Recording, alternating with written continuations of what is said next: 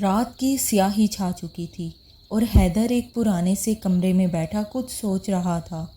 زندگی نے جیسے ہر طرف سے آزمائشوں سے گھیر لیا ہو۔ کاروبار ڈوب چکا تھا، قرض بڑھتے جا رہے تھے اور سب سے بڑی آزمائش اور دکھ تو اس بات کا تھا کہ کل تک جن رشتہ داروں نے محبت کا دعویٰ کیا تھا وہی آج منہ پھیرے بیٹھے تھے، جیسے جانتے بھی نہ ہوں۔ حیدر کی ماں نے اسے ہمیشہ سکھایا تھا کہ خدا پر بھروسہ کبھی مت چھوڑنا، مگر آج اس کے دل میں شکوے پیدا ہو رہے تھے کہ کیا واقعی میرا خدا میری مدد کرے گا؟ کیا میں کبھی اس مشکل وقت سے نکل سکوں گا؟ وہ یہ سب کچھ سوچ ہی رہا تھا کہ اسی وقت اس کی چھوٹی سی بیٹی زینب کمرے میں آئی اور بولی، بابا، جب بارش ہوتی ہے تو ہم چھتری لے کر باہر جاتے ہیں، لیکن جب سورج نکلتا ہے تو ہمیں چھتری کی ضرورت نہیں رہتی ہے نا؟ حیدر نے حیرانی سے بیٹی کی طرف دیکھا اور کہا، ہاں بیٹا، ایسا ہی ہوتا ہے۔ زینب مسکرا کر بولی، بابا، جب مشکل وقت ہوتا ہے تو ہمیں اللہ پر بھروسہ رکھنا چاہیے، کیونکہ وہی تو ہے جو ہمیں اس طوفان سے باہر نکالے گا۔ بس ہمیں صبر کرنا ہوگا، جیسے بارش کے بعد سورج نکلتا ہے۔ حیدر کی آنکھوں میں آنسو آ گئے۔ یہ الفاظ ایک چھوٹی بچی کے تھے، مگر اسے یہ خدا کی طرف سے کوئی پیغام تھا۔ وہ سمجھ چکا تھا کہ مایوسی گناہ ہے اور خدا پر بھروسہ ہی اصل کامیابی کی چابی ہے۔ حیدر رات بھر زینب کی باتوں کے بارے میں سوچتا رہا کہ کیا واقعی خدا پر بھروسہ رکھنے سے سب کچھ ٹھیک ہو سکتا ہے؟ حیدر کے دل میں خیال آیا کہ اگر اللہ میری مدد کرنا چاہتا تو یہ حالات اتنے مشکل کیوں ہو گئے؟ صبح جب وہ دکان پر پہنچا تو منظر اور بھی زیادہ مایوسی والا تھا۔ گاہکوں کی کمی اور قرضوں کی بڑھتی ہوئی رقم نے دکان کو بند کروانے پر پہنچا دیا۔ اسی پریشانی میں وہ بیٹھا تھا کہ اچانک ایک بوڑھا شخص دکان میں داخل ہوا اور بولا، بیٹا، کیا تمہارے پاس پانی مل سکتا ہے؟ حیدر نے جلدی سے پانی کا گلاس دیا۔ بوڑھے نے پانی پیا اور مسکرا کر کہنے لگا، اللہ تمہاری پریشانیاں دور کرے۔ جو اللہ پر بھروسہ رکھتا ہے وہ کبھی خالی ہاتھ نہیں رہتا۔ بس صبر کرو۔ آزمائشیں آتی ہیں مگر ہمیشہ کے لیے نہیں ہوتی، بس کچھ وقت کے لیے ہی ہوتی ہیں، اور وہ وقت ہمیں بہت بھاری لگ رہا ہوتا ہے، اس لیے بس تم صبر کرو۔ حیدر کو یہ باتیں سن کر بہت حیرانی ہوئی، جیسے یہ الفاظ سیدھا اس کے دل پر لگے ہوں۔ وہ خود بھی یہ چاہتا تھا کہ کوئی اسے تسلی دے اور اس کے حوصلے کو بڑھا دے۔ اسی شام جب حیدر دکان بند کرنے لگا، اچانک اس کا ایک پرانا دوست وہاں آ گیا۔ وہ کئی سالوں سے ملک سے باہر تھا اور ابھی واپس آیا تھا۔ اس نے حیدر سے کہا، حیدر، مجھے ہمیشہ سے تمہاری دکان پر اعتماد رہا ہے اور مجھے ایک ایماندار سپلائر کی ضرورت ہے۔ کیوں نہ ہم مل کر کام کریں؟ میں سامان لاؤں گا اور تم اپنی مہارت سے دکان کو زندہ کرو گے۔ حیدر حیرانی سے فہد کو دیکھ رہا تھا کہ یہ سب اتنی جلدی کیسے بدل سکتا ہے۔ وہ ابھی دل میں ہی کچھ سوچ رہا تھا کہ حالات اتنی جلدی نہیں بدل سکتے، مگر اللہ نے اس کے لیے راستہ بنا دیا تھا۔ حیدر کے لیے فہد کی یہ پیشکش کسی کرشمے سے کم نہ تھی۔ کئی دنوں بعد اس کے چہرے پر امید کی روشنی نظر آ رہی تھی۔ اس نے سوچا، شاید اب میرے مسائل حل ہونے والے ہیں، اب بس مجھے اللہ پر ہی بھروسہ رکھنا ہے۔ مگر قسمت کو ابھی اسے مزید آزمانا تھا۔ اگلی صبح جب وہ دکان پر پہنچا تو وہاں ایک بری خبر اس کا انتظار کر رہی تھی۔ اس کے سب سے بڑے قرض دار نے اس کو قانونی نوٹس دے دیا تھا کہ اگر 2 دن میں ادائیگی نہ کی گئی تو دکان بند کر دی جائے گی۔ یہ سن کر حیدر کی آنکھوں کے آگے اندھیرا چھا گیا۔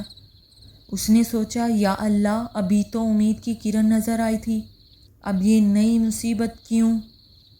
حیدر کے دل میں پھر سے گلے شکوے پیدا ہونے لگے۔ اسے فوراً زینب کی بات یاد آئی، جب بارش ہوتی ہے تو چھتری ساتھ رکھو، جب سورج نکلے گا تو آسانی خود بخود آ جائے گی۔ اسی وقت وہاں فہد آ گیا۔ حیدر، مجھے کاروبار لگانے کے لیے سرمایہ میں تھوڑی دیر ہو سکتی ہے، مگر میں تمہیں مایوس نہیں کروں گا، تم مجھ پہ بھروسہ رکھو۔ یہ سن کر حیدر اور پریشان ہو گیا کہ اب وہ کرے تو کیا کرے۔ وہ اپنے حالات کو لے کر مسجد چلا گیا اور وہاں بیٹھا رو رہا تھا کہ ایک بزرگ اس کے قریب آئے اور بولے، بیٹا، دنیا میں مشکل وقت سبھی پر آتا ہے، مگر جو اللہ پر بھروسہ رکھتا ہے اللہ اس کے لیے وہ دروازے کھول دیتا ہے کہ کسی کو پتہ بھی نہیں چلتا۔ تم دعا کے ساتھ عمل بھی کرو، خدا تمہارے حق میں بہتری کرے گا۔ یہ سن کر حیدر کو کچھ سکون ملا، مگر وہ یہی سوچتا رہا کہ آخر یہ مشکل کیسے ختم ہوگی۔ اگلے دن وہ دکان پر آیا اس امید کے ساتھ کہ اللہ اس کا راستہ ضرور کھول دے گا، اور پھر کچھ ایسا ہوا جو وہ کبھی سوچ بھی نہ سکتا تھا۔ حیدر ابھی دکان پر بیٹھا سوچ رہا تھا کہ اس کی ادائیگی کا وقت ختم ہونے والا ہے اور اس کے پاس کچھ نہ تھا، اور کیا واقعی خدا میری مدد کرے گا؟ یہ سب خیال اسے اندر ہی اندر کھا رہے تھے۔ اچانک وہاں ایک شخص آیا۔ وہ ایک معزز اور مہذب نظر آنے والا شخص تھا جس میں ایک خاص بات تھی۔ وہ آدمی بولا، کیا آپ ہی حیدر ہو؟ حیدر بولا، جی میں ہی حیدر ہوں، جی فرمائیے۔ آدمی بولا، میں ایک بڑی کمپنی کا نمائندہ ہوں، مجھے آپ کی دکان کے بارے میں معلوم ہوا ہے کہ آپ کی دیانتداری اور آپ کے ایمان کی وجہ سے لوگ آپ پر بھروسہ کرتے ہیں۔ ہم چاہتے ہیں کہ آپ ہمارے ساتھ ایک معاہدہ کریں جس کے بدلے ہم آپ کو ایڈوانس میں ایک بڑی رقم دیں گے تاکہ آپ اپنا کاروبار بہتر کر سکیں۔ حیدر کو لگا جیسے وہ کوئی خواب دیکھ رہا ہو۔ یہ سب کیسے ممکن ہو سکتا ہے؟ کل تک وہ یہ سوچ رہا تھا کہ سب ختم ہو جائے گا، اور آج ایک نیا دروازہ کھل چکا تھا۔ حیدر بولا، مگر آپ کو میرے بارے میں کس نے بتایا؟ وہ شخص مسکرا کر بولا، کچھ دن پہلے ایک بوڑھے آدمی نے ہمیں آپ کے بارے میں بتایا تھا۔ انہوں نے کہا کہ اگر کوئی سچا اور ایماندار دکاندار ہے تو وہ حیدر ہے، ہمیں ایک ایسا شخص ہی چاہیے تھا۔ حیدر کو فوراً یاد آیا وہی بوڑھا شخص جو چند دن پہلے اس کی دکان پر پانی پینے آیا تھا۔ یہ سن کر حیدر کی آنکھوں میں آنسو آ گئے۔ خدا نے واقعی اس کی بہت بڑی مدد کی تھی۔ اب وہ اپنا قرض بھی چکا سکتا تھا اور اپنا کاروبار بھی بچا سکتا تھا۔ وہ سمجھ چکا تھا کہ اللہ پر ہی بھروسہ رکھنا چاہیے اور ہر آزمائش میں صبر کرنا چاہیے۔ مگر کہانی یہیں ختم نہیں ہوئی تھی۔ اب ایک نیا امتحان اس کا انتظار کر رہا تھا۔ حیدر کو یہ سب کچھ ایک خواب کی طرح لگ رہا تھا۔ وہ کاروبار جو بند ہونے کے قریب تھا، وہ اب ایک امیر آدمی کے ساتھ معاہدہ کرنے جا رہا تھا۔